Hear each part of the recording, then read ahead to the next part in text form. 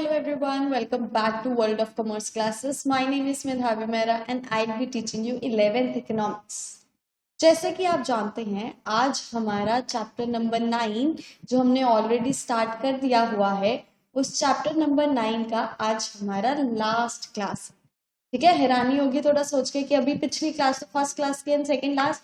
जी हाँ, chapter number 9 हमारा बहुत ही इजी और बहुत ही छोटा सा चैप्टर है, इसीलिए ये चैप्टर नंबर 9 की आज लास्ट क्लास होगी। ठीक है, तो चलिए आज की क्लास शुरू करते हैं और अपने चैप्टर नंबर 9 को और इजीली और अच्छे से समझते हैं। ठीक है ना, जैसे कि आप जानते हैं हमारा chapter number 9 which was concept of revenue, यानी हम रेवेन्यू के बारे में पढ़ रहे थे कि रेवेन्यू किस तरीके से रिएक्ट करता है, किस तरीके से एक फॉर्म को आता है, किस तरीके से वो अलग अलग से सेग्रीगेट हुआ है। दैट मीन्स हमने टोटल रेवेन्यू पढ़ा, हमने एवरेज रेवेन्यू पढ़ा, हमने मार्जिनल रेवेन्यू पढ़ा, हमने ये भी पढ़ा कि तीनों को कैलकुलेट कैसे किया जाता है। ठीक है, आज की हमारी क्लास इस टॉपिक से शुरू होगी, क्या हमारा एमआर कभी भी नेगेटिव या जीरो हो सकता है। दैट मीन्स क्या मार्जिनल रेवेन्यू कभी भी जीरो या नेगेटिव जा सकता है। तो चलिए देखते हैं। वो कह रहा है कि हाँ, एमआर जीरो या नेगेटिव जा सकता है, लेकिन हम कैसे मान ले जा सकता है, इसे समझने के लिए तो एक टेबल चाहिए। एक टेबल के थ्रू चलो देखते हैं कि कैसे एमआर नेगेटिव या जीरो हो सकता है। ठीक है, जैसे हमने पढ़ी थी मार्जिनल कॉस्ट, वैसे ही मार्जिनल रेवेन्यू आएगी कि क्या मार्जिनल रेवेन्यू हमारा नेगेटिव या जीरो हो सकता है। जैसे कि आप ये टेबल देख सकते हैं, एक तरफ हमने लिया हुआ है एवरेज रेवेन्यू या हमारा प्राइस। जैसे कि आप जानते हैं कि एवरेज रेवेन्यू और प्राइस हमारा सेम होता है, हमने ये कल कंसेप्ट में किया है that average revenue is equal to price. That means average revenue का मतलब ही ये होता है कि आप अपने प्रोडक्ट को कितने पैसों में बेच रहे हो। ठीक है, that's why average revenue is equal to price. ठीक है, साथ में हमें दिया हुआ है आउटपुट, यानी यूनिट्स दिए हुए हैं कि हमने किस तरीके से उसकी प्रोडक्शन की। ठीक है, साथ में हमें हमारा टोटल रेवेन्यू भी दिया हुआ है। ठीक है ना, हम देख सकते हैं टोटल रेवेन्यू पहले तो बढ़ रहा था, फिर कांस्टेंट हो गया और उसके बाद डिक्लाइन होना शुरू हो गया है ना। मार्जिनल रेवेन्यू में क्या फर्क पड़ा, देखो मार्जिनल रेवेन्यू पहले डिक्रीज कर रहा था, फिर जीरो हो गया एंड देन उसके बाद तो नेगेटिव ही चला गया है। दैट मीन्स हमारा मार्जिनल रेवेन्यू जीरो भी हो सकता है, नेगेटिव भी हो सकता है।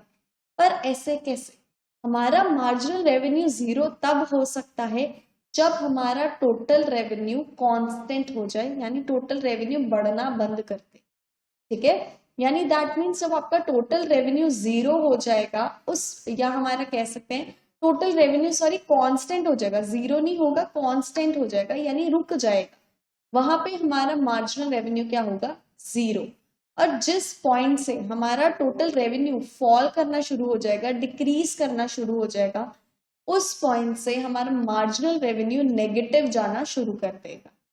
ठीक है, चलिए देखते हैं relationships. MR can be zero और even negative when price is declining। कहते एमआर जीरो भी हो सकता है, नेगेटिव भी हो सकता है, कब, जब प्राइस डिक्लाइन कर रहा हो। दैट मीन जब प्राइस, देखो यहाँ पे हमारा प्राइस भी गिर रहा है, हमारा प्राइस भी कांस्टेंट नहीं है। पिछले टेबल में हमने जब लेके चला तो पिछले टेबल में हमारा प्राइस कांस्टेंट था, है ना।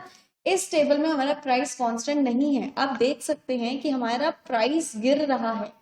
जब हमारा प्राइस गिरता है तो उससे क्या फर्क पड़ता है, हमारा मार्जिनल रेवेन्यू यानी एक एडिशनल यूनिट बेचने का प्रॉफिट कम होता जाता है। ठीक है, जिसके कारण एक ऐसा पॉइंट आ सकता है कि जब एक एडिशनल यूनिट बेचने पे हमें कोई प्रॉफिट ना हो, या ऐसा भी हो सकता है कि हमें लॉस हो। ठीक है, thus MR is equal to zero when output is equal to 4। कहते हैं जब आउटपुट हमारा 4 था तब हमारी एमआर जीरो हो गई। ठीक है ना, और जब हमारा आउटपुट 5 हुआ तो एमआर तो हमारी नेगेटिव चली गई। ठीक है ना, TR stops increasing when MR is equal to zero so that TR is maximum when MR is zero. कहते हैं जब एमआर जीरो होता है तो टीआर इंक्रीज करना बंद कर देता है। ठीक है, टीआर उस टाइम पे अपने मैक्सिमम पॉइंट पे होता है जब एमआर हमारा 0 होता है, ठीक है ना। TR starts declining when MR is negative. TR decline करना शुरू हो जाता है जब हमारा एमआर नेगेटिव हो जाए, ठीक है। दैट मीन्स जब हमारा एमआर नेगेटिव जाना शुरू होता है तो हमारा टीआर क्या होता है, वो डिक्लाइन होना यानी गिरना शुरू कर देता है, ठीक है ना। When MR is declining, less and less is added to TR for every additional unit of output. Accordingly, TR increases at a decreasing rate. कहते हैं जब MR डिक्लाइन करना शुरू करता है, यानी MR जब गिरना शुरू हो जाए, यानी हर एडिशनल यूनिट पे जब आपका प्रॉफिट कम होना शुरू हो जाए तो उससे क्या होगा, उस टाइम पे हमारा टोटल रेवेन्यू बढ़ेगा जरूर, लेकिन टोटल रेवेन्यू बढ़ने की स्पीड कम हो जाएगी, ठीक है। हमारा टोटल रेवेन्यू उसी स्पीड पे नहीं बढ़ेगा जिस स्पीड पे ऑलरेडी बढ़ रहा था। ऐसा क्यों, ऐसा इसीलिए क्योंकि हमारा मार्जिनल रेवेन्यू डिक्लाइन करना शुरू कर गया, ठीक है ना। आई होप ये क्लियर हुए आपको कि रिलेशंस क्या होते हैं टीआर और एमआर में, ठीक है ना। और चलिए साथ में हम देखते हैं, अब हमें पता है इकोनॉमिक्स है भाई, टेबल आया है तो स्केड्यूल भी, सॉरी स्केड्यूल आया है तो डायग्राम भी आएगी, बिना ग्राफ्स के तो कुछ नहीं होने वाला है ना। तो चलिए अभी हमने रिलेशन देखा ए आर एम आर और टी आर के बीच में जब प्राइस कांस्टेंट नहीं होता है, ठीक है। कल की क्लास में हमने लास्ट किया था जब प्राइस कांस्टेंट होता है, आज की क्लास हमने शुरू की है जब प्राइस कांस्टेंट नहीं होता है, ठीक है। तो चलिए इसकी डायग्रामेटिक रिप्रेजेंटेशन देख लेते हैं कि जब ए आर एम आर और टी आर किस तरीके से रिएक्ट करते हैं जब प्राइस कांस्टेंट नहीं होता है, ठीक है ना। जैसे कि आप देख सकते हैं ये दो डायग्राम है, डायग्राम ए एंड बी, दो ग्राफ्स हैं, एक तरफ हमारा टी आर है और दूसरी तरफ हमारा ए आर एम आर, ठीक है। ध्यान से देखिए जब हमारा टी आर 0 था उस पॉइंट पे भी हमारी ए आर और एम आर का ना कोई रोल चल रहा था, वो 0 उस टाइम पे नहीं थी, ठीक है ना। यहाँ पे टी आर जब हमारी मैक्सिमम पे थी, ये मैक्सिमम पॉइंट है, जब हमारी टी आर मैक्स पे है तो देखिए हमारी एम आर उस टाइम पे क्या है, 0, ठीक है। दैट मीन्स टी आर हमने अभी पढ़ा है, टी आर जब मैक्सिमम पे होता है तो एम आर क्या होती है, 0 होती है, और उसके बाद तो नेगेटिव जानी शुरू हो जाती है, ठीक है ना। फिर जब हमारा टी आर 0 हो गया, टी आर जब 0 होता है ए आर भी तभी 0 होता है, उस टाइम पे एम आर नेगेटिव में चलता है, ठीक है ना। That means T R increase, अगर टी आर इंक्रीज कर रहा है तो A R M R decline कर रहे होते हैं उस टाइम पे, ठीक है। जब टी आर मैक्सिमम पॉइंट पे होता है तो हमारी एम आर 0 होती है, ठीक है। और जब हमारा टोटल रेवेन्यू टी आर यानी हमारा टोटल रेवेन्यू 0 हो जाए उस टाइम पे हमारी मार्जिनल रेवेन्यू तो नेगेटिव होती है, लेकिन हमारा एवरेज रेवेन्यू क्या हो जाता है, 0, ठीक है ना। आई होप अब आपको समझ लगी होगी कि क्या रिलेशन होता है इनके बीच में। चलिए फिर से दोबारा थोड़ा थ्योरेटिकली भी देख लेते हैं। Part A of the figure shows T R curve while part B shows A R M R curve. In both figures, units of output are shown on x-axis and revenue on y-axis. Figure A shows that TR rises as output rises until point B on the curve. कहते part A में, figure A में ये show कर रहे हैं कि TR बढ़ता है, देखो TR बढ़ता है जब तक आउटपुट बढ़ रहा है तब तक TR भी बढ़ रहा है, ठीक है ना। However, it rises only at a diminishing rate. कहते हैं वो राइज जरूर करता है लेकिन डिमिनिशिंग रेट पे। डिमिनिशिंग रेट मींस बहुत स्लो स्पीड पे, उसकी स्पीड कम होती जाती है, ठीक है। At point B T R is maximum, हमने देखा टी आर जब मैक्सिमम था, beyond point B it starts falling. The behavior of TR is determined by the behavior of AR and MR curve in the figure B. कहते हमने देखा एक point पे TR maximum हो गया और उसके बाद टीआर गिरना शुरू हो गया। टीआर पे ये फर्क, यानी ऐसा नहीं होता कि टोटल रेवेन्यू के कारण एवरेज रेवेन्यू और मार्जिनल रेवेन्यू पे फर्क पड़ता है, ऐसा नहीं होता, ये उल्टा रिलेशनशिप चलता है। दैट मीन्स एवरेज रेवेन्यू और मार्जिनल रेवेन्यू कैसा रिएक्ट करते हैं, इसके बेसिस पे हमारा टोटल रेवेन्यू रिएक्ट करता है, ठीक है। यानी हमारा टोटल रेवेन्यू डिपेंड करता है हमारे एवरेज रेवेन्यू पे और मार्जिनल रेवेन्यू पे, ठीक है। Figure B shows that by the sale of each additional unit of a commodity, MR tends to decline। कहते पॉइंट में ये शो हो रहा है इस पैरा में कि जैसे जैसे आउटपुट बढ़ता जा रहा है हमारा MR गिरता जा रहा है। दैट मीन्स हम जितनी एडिशनल यूनिट्स बेच रहे हैं उसके साथ क्या हो रहा है, हमारा MR डिक्लाइन करता जा रहा है, ठीक है ना। Consequently TR increases at a diminishing rate. ये हमने स्ट्रेट पढ़ा कि अगर MR डिक्लाइन कर रहा है दैट मीन्स TR बढ़ जरूर रहा है लेकिन डिक्रीजिंग रेट पे, ठीक है ना। When the diminishing MR became zero, as in figure B at point M, then TR is maximum at point B। कहते जब MR डिक्लाइन करता है तो TR इंक्रीज करता है लेकिन स्पीड कितनी होती है, स्पीड उसकी डिमिनिशिंग होती है, यानी स्पीड स्लो होती है, ठीक है ना। फिर जब MR हमारा जीरो हो जाता है उस टाइम पे TR हमारा क्या होता है, मैक्सिमम पे होता है, मैक्स पॉइंट पे होता है, ठीक है ना। फिर हमारा MR जब नेगेटिव होता है तो हमारा TR क्या होता है, डिक्लाइन करना शुरू कर देता है, ठीक है। This figure also shows that when both AR and MR falls then MR is less than AR। कहते हैं इस फिगर में हमें ये भी पता लग रहा है, देखो ग्रीन वाली line is your MR and blue line is your AR। कहते हैं इस फिगर को देखने से हमें ये भी पता लग रहा है कि MR जल्दी नीचे डिक्लाइन हो रहा है as compared to the AR, ठीक है। AR इतनी स्पीड में डिक्लाइन नहीं हो रहा जितनी स्पीड में MR नीचे गिर रहा है, ठीक है ना। MR can be positive, zero and negative, but AR is always non-negative। non-negative का मतलब होता है पॉजिटिव। कहते MR पॉजिटिव भी हो सकता है, जीरो भी हो सकता है, नेगेटिव भी हो सकता है, लेकिन AR यानी एवरेज रेवेन्यू कभी भी नेगेटिव नहीं जा सकता है, ठीक है। जाहिर सी बात है कि आपका प्राइस कभी भी नेगेटिव थोड़ी जाएगा, है ना।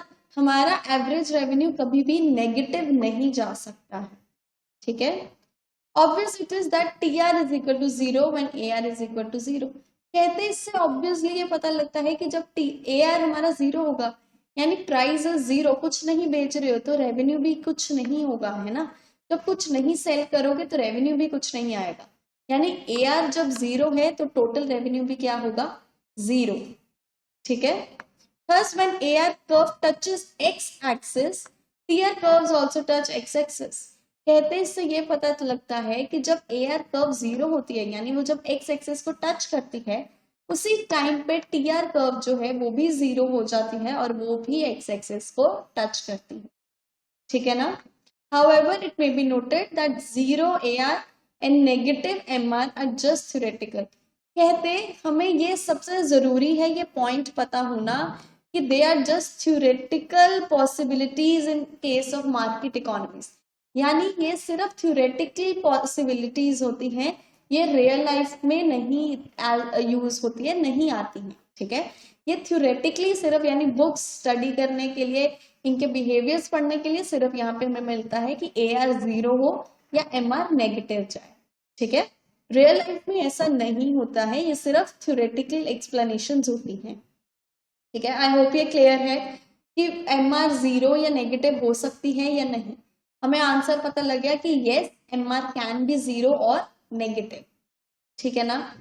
Firms revenue curve under perfect competition. अब हमारा आता है कि फर्म का रेवेन्यू कैसा होता है जब परफेक्ट कंपटीशन हो, ठीक है। हमने परफेक्ट कंपटीशन पढ़ा है क्या होता है ना। परफेक्ट कंपटीशन का मतलब होता है प्राइस कांस्टेंट रहे जितना मर्जी आउटपुट में फर्क आने पे, ठीक है। यानी परफेक्ट कंपटीशन में क्या होता है, जो हमारी फर्म होती है वो प्राइस टेकर होती है, यानी जितना प्राइस कस्टमर्स बोलेंगे या जिस अकॉर्डिंग मार्केट रिएक्ट करेगी वही प्राइस लेवल्स फर्म्स को रखना पड़ेगा, क्योंकि परफेक्ट कंपटीशन में बहुत अच्छे सब्स्टिट्यूट्स अवेलेबल होते हैं। इसीलिए इस पॉइंट पे जो फर्म्स होती हैं वो प्राइस टेकर होती हैं, ठीक है। Firms revenue curve under perfect competitions are discussed. पहला हमारा पॉइंट है revenue curve under perfectly competitive market और परफेक्ट कॉम्पिटिशन। पहले हम पढ़ रहे हैं कि रेवेन्यू कर्व कैसी होगी जब हम परफेक्ट कॉम्पिटिशन में है, ठीक है। Under perfect competition a firm is a price taker. ये मैंने अभी आपको बताया कि परफेक्ट कॉम्पिटिशन के अंदर जो फर्म होती है वो प्राइस टेकर होती है, यानी मार्केट में क्या प्राइस लेवल एक्सेप्टेबल है, मार्केट में क्या प्राइस लेवल लोग इजीली यूज करेंगे, क्या प्राइस इजीली वो अफोर्ड कर सकते हैं, वो उसी अकॉर्डिंग अपने प्राइजेस रखते हैं, ठीक है। दैट मीन्स परफेक्ट कंपटीशन में कस्टमर डिमांड या कस्टमर के अकॉर्डिंग प्राइस रखे जाते हैं, ठीक है। It can not influence change the market price, कहते ये मार्केट प्राइस को चेंज नहीं कर सकते हैं। It can sell any quantity at the prevailing price, कहते हैं वो प्रिवेलिंग यानी अभी वाले प्राइस में, यानी जो प्राइस ऑलरेडी चल रहा है उस प्राइस पे जो मर्जी जितनी मर्जी क्वांटिटी बेच सकते हैं, ठीक है। If a firm tries to sell its product at a higher price than the prevailing price it will lose all its customers. कहते अगर परफेक्ट कंपटीशन में फर्म ऐसा कोशिश करे, यानी कोई भी कंपनी ऐसी कोशिश करे कि वो मार्केट प्राइस की जगह अपना प्राइस अपनी क्वांटिटी का बढ़ा दे, ठीक है ना, दैट मीन्स अपनी कमोडिटी का प्राइस बढ़ा दे, तो क्या होगा, तो लोग उसकी कमोडिटी को खरीदना बंद कर देंगे, उसके सारे कस्टमर्स चले जाएंगे, ठीक है। ऐसा क्यों होता है, ऐसा इसीलिए क्योंकि उस टाइम पे मार्केट में because there are so many other firms in the market selling the same product at the prevailing price. कहते ऐसा इसीलिए होता है क्योंकि वो फर्म या वो कंपनी जो भी चीज बेच रही है वो प्रेजेंट टाइम पे वो सेम चीज बहुत सारी और कंपनीज भी बेच रही हैं, तो अगर वो अपना प्राइस बढ़ाएगी तो कस्टमर जाहिर सी बात है सोचेगा कि भाई इसका प्राइस ज्यादा है, यही चीज मुझे दूसरा इंसान सस्ते में दे रहा है तो मैं क्यों ज्यादा पैसे खर्चूं, मैं जाहिर सी बात है सस्ते में लूंगा, ठीक है ना। जिसके कारण क्या होगा, उस कंपनी के सारे कस्टमर्स चले जाएंगे अगर वो जो मार्केट प्राइस चल रहा है उससे ज्यादा में अपना प्राइस बेचे तो, ठीक है ना। In other words, no firm under perfect competition can charge a price higher than the prevailing price. Simple है कि परफेक्ट कंपटीशन में कोई भी फर्म अपना प्राइस प्रिवेलिंग प्राइस से ज्यादा बढ़ा नहीं सकती है क्योंकि उसको लॉसेस होंगे उसके बाद, इसीलिए जो मार्केट प्राइस चल रहा होता है उन्हें वही प्राइस रखना पड़ता है, ठीक है ना। नॉर कैन इट अफोर्ड और change a price level than the prevailing price, ठीक है ना, समझ लग गई I hope. A firm under perfect competition has to accept the prevailing price. वो बार बार यही कह रहा है कि जो फर्म होती है उसको मार्केट का जो रेट चल रहा है उसको अपनाना ही पड़ता है, ठीक है ना। इट मीन्स दैट AR और price is constant for a firm. कहते हैं इसका तो सिंपल मतलब है ना कि अगर आपको मार्केट रेट लेके ही चलना है दैट मीन्स आपका AR यानी आपका प्राइस तो क्या होगा, कांस्टेंट होगा, प्राइस तो चेंज हो ही नहीं सकता है, ठीक है ना। दैट मीन्स हमारा प्राइस क्या उस टाइम पे रहेगा, कांस्टेंट। क्योंकि हम उस टाइम पे प्राइस चेंज नहीं कर सकते हैं क्योंकि हमें मार्केट रेट्स लेके ही चलना पड़ेगा, ठीक है ना। Constant AR implies constant MR। ये कंसेप्ट हमने पढ़ा हुआ है कि अगर AR कांस्टेंट है दैट मीन्स MR भी क्या होगा, कांस्टेंट होगा, ठीक है ना। That means AR is equal to MR, ठीक है। आई होप ये समझ लगी कि जब परफेक्ट कंपटीशन होता है तो क्या होता है, प्राइस लेवल कांस्टेंट होता है, ठीक है ना। Price level constant that means AR हमारा कांस्टेंट है, अगर AR कांस्टेंट है दैट मीन्स MR भी क्या होगा, कांस्टेंट होगा, ठीक है ना। तो चलिए अब इसकी जो हमने परफेक्ट कंपटीशन में देखा है अब इसका एक टेबल और साथ में डायग्राम देखते हैं कि किस तरीके से रिएक्ट करते हैं, ठीक है। जैसे कि आप ये टेबल देख सकते हैं, इस पे हमने एक तरफ लिया है आउटपुट या सेल्स यानी हमारे यूनिट्स कि किस तरीके से हम यूनिट्स बेच रहे हैं, फिर हमने लिया है अपना एवरेज रेवेन्यू, एवरेज रेवेन्यू हमारा कैसे निकलता था, सबको फॉर्मूला आई होप याद होना चाहिए, that is TR total revenue divided by quantity.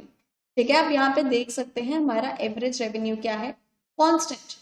Average revenue constant है तो यहाँ देखिए मार्जिनल रेवेन्यू भी क्या है, कांस्टेंट है। ठीक है ना, और टोटल रेवेन्यू हमारा यहाँ पे क्या कर रहा है, इंक्रीज कर रहा है। ठीक है ना, सेम कांस्टेंट स्पीड पे इंक्रीज कर, MR कांस्टेंट है, दैट मींस TR इंक्रीज तो कर रहा है लेकिन कांस्टेंट स्पीड पे। ठीक है ना, अब ये डायग्राम देखो, इस डायग्राम में क्या है, हमने y एक्सिस पे अपना रेवेन्यू लिया है, x एक्सिस पे अपना आउटपुट लिया है। ठीक है ना, अब इस डायग्राम में क्या है, देखिए 5 रुपीज प्राइस लेवल, रेवेन्यू हमारा 5 पे कांस्टेंट है। ठीक है ना, दैट मीन्स हमारा प्राइस, हमारा AR, हमारा MR सब इक्वल है, सब 5 पे हैं। ठीक है ना, दैट मीन्स ये हमारी प्राइस लाइन इज कांस्टेंट। अब नीचे देखिए, जब आउटपुट चेंज भी कर रहे हैं तो प्राइस फिर भी सेम ही है, प्राइस फिर भी चेंज नहीं हो रहा है। ठीक है ना, व्हेन AR MR, जब AR कांस्टेंट होती है तो MR भी कांस्टेंट होती है। ये परफेक्ट कंपटीशन का रूल है। परफेक्ट कंपटीशन में क्योंकि आप प्राइस चेंज नहीं कर सकते, दैट मीन्स प्राइस कांस्टेंट होगा। Price constant that means AR constant, AR constant होगा दैट मीन्स MR भी कांस्टेंट होगा। ठीक है ना, यानी दोनों इक्वल रहेंगे। ठीक है, टेबल शोज दैट प्राइस और AR of the product is equal to ₹5 per unit। ठीक है ना, it remains constant for the firm for all levels of output। कहते हैं जितने मर्जी आउटपुट के लेवल निकाले हैं वो सेम ही रह रहा है। ठीक है ना, कांस्टेंट AR लीड्स टू, कहते हैं अब AR कांस्टेंट हो तो उससे क्या होता है, उससे दो चीजों में फर्क पड़ता है। पहला, AR कांस्टेंट होने से MR भी कांस्टेंट होता है। दूसरा, AR और MR क्या होते हैं, इक्वल होते हैं। ठीक है ना, figure show horizontal straight line D indicating firm's revenue curve। It shows that the price of ₹5 per unit, a firm can sell any quantity, thus firm's AR curve is perfectly elastic under perfect competition। कहते price AR MR तीनों equal हैं, यानी 5 रुपए जब firm का price है, यानी firm ने जब अपना प्राइस 5 रुपए रखा हुआ है, इस 5 रुपए के प्राइस लेवल पे फर्म जितनी चाहे उतनी क्वांटिटी कमोडिटी बेच सकती है, लेकिन प्राइस यही रहेगा। प्राइस ये है पर क्वांटिटी में फर्क आए, दैट मीन्स ये हमारी परफेक्टली इलास्टिक सिचुएशन है। यानी इस टाइम पे हमारी AR कर्व यानी हमारी प्राइस कर्व क्या होती है, परफेक्टली इलास्टिक। ठीक है, आई होप ये आपको क्लियर है कि AR कर्व परफेक्टली इलास्टिक कब होती है। AR कर्व परफेक्टली इलास्टिक होती है परफेक्ट कंपटीशन में, जिसमें हम अपना प्राइस लेवल चेंज नहीं कर सकते हैं। ठीक है ना, आई होप ये कंसेप्ट क्लियर हो गया होगा। कोई भी प्रॉब्लम्स है तो मुझसे पूछते जाना, पर ये तो इजी है, आई होप इजी लग रहा होगा क्योंकि अभी तक तो कंसेप्ट हमारे बहुत इजी चल रहे हैं, है ना। फर्म, अब नेक्स्ट टॉपिक है हमारा फर्म्स रेवेन्यू कर्व और demand curve under perfect competition और degree of elastic of demand. यानी हमने अभी भी यही पढ़ा है कि परफेक्ट कंपटीशन में क्या होता है। ठीक है ना, अब हम ये पढ़ रहे हैं कि हमारी रेवेन्यू कर्व या हमारी डिमांड कर्व परफेक्ट कंपटीशन में कैसी होती है। अभी हमने पिछले कंसेप्ट में पढ़ा था कि AR curve perfect revenue curve में कैसी होती है, परफेक्ट कंपटीशन में कैसी होती है। ठीक है ना, अब हम पढ़ रहे हैं कि परफेक्ट कंपटीशन में, आई होप आपको समझ लग गई what is perfect competition. That mean जहां पे प्राइस कांस्टेंट हो। परफेक्ट कंपटीशन में फर्म का रेवेन्यू कैसी कर्व में होता है, यानी फर्म के रेवेन्यू की कर्व कैसी होती है और साथ में उसकी डिग्री ऑफ इलास्टिसिटी क्या होती है। हमने चैप्टर किया हुआ है जिसमें हमने डिग्रीज ऑफ इलास्टिसिटी पढ़ी है, जिसमें हमने पढ़ा है elasticity is equal to 1, less than 1, more than 1, 0, infinity, हमने पढ़े हैं कंसेप्ट, है ना। अब हम यही देखने चाह रहे हैं कि फर्म का रेवेन्यू जब वो परफेक्ट कंपटीशन में हो तो उसकी डिग्री ऑफ इलास्टिसिटी कैसी होती है। ठीक है ना, figure shows firm revenue curve और demand curve under perfect competition and the degree of elasticity of demand. जब हमने अभी पीछे वाली क्वेश्चन की हमने पढ़ी कि परफेक्ट कंपटीशन में रेवेन्यू हमारा कांस्टेंट होता, हमारा प्राइस, हमारा एआर कांस्टेंट होता है, ठीक है ना। हमने पढ़ा कि जो हमारा एआर होता है वो परफेक्टली इलास्टिक होता है, ठीक है ना। तो यहाँ पे भी देखिए, यहाँ पे भी हमने क्या किया है, प्राइस हमारा कांस्टेंट है, ठीक है। प्राइस लाइन हमने कांस्टेंट बनाई है which is parallel to x axis, और इसको हमने नाम दिया है डीपी, ठीक है ना। DP is firms revenue curve और demand curve under perfect competition. It is perfectly elastic, ठीक है ना। ये हमने पढ़ा है कि भाई जब प्राइस कांस्टेंट है दैट मीन्स एआर कांस्टेंट है, दैट मीन्स एमआर कांस्टेंट है, दैट मीन्स ये परफेक्टली इलास्टिक स्टेज होती है, ठीक है ना।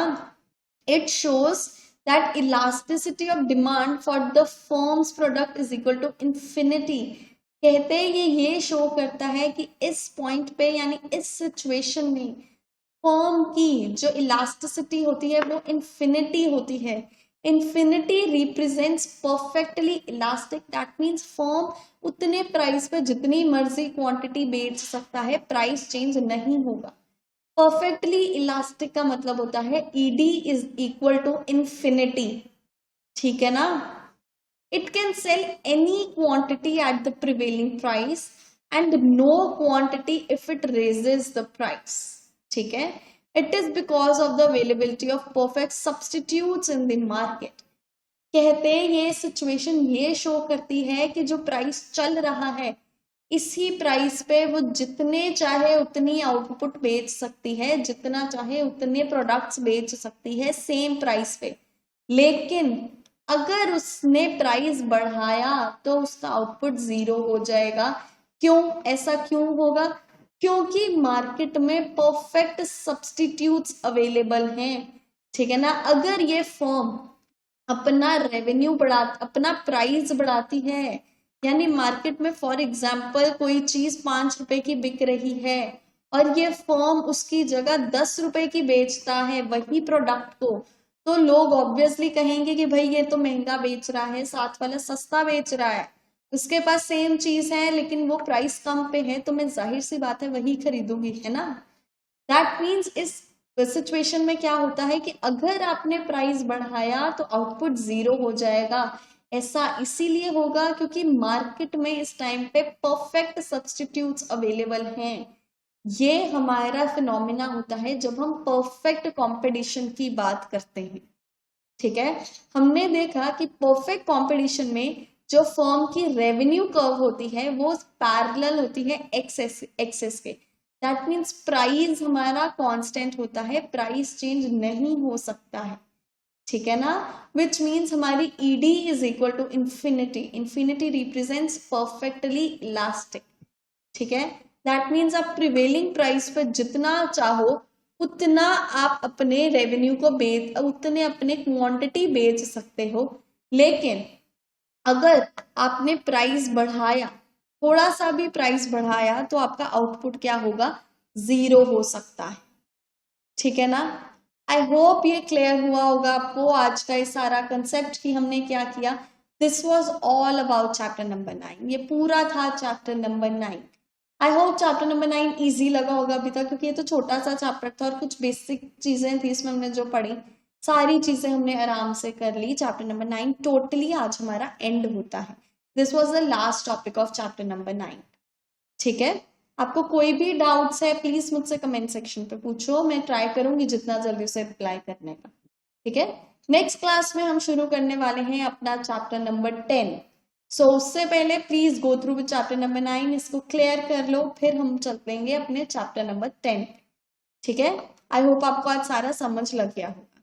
Thank you and please like and subscribe.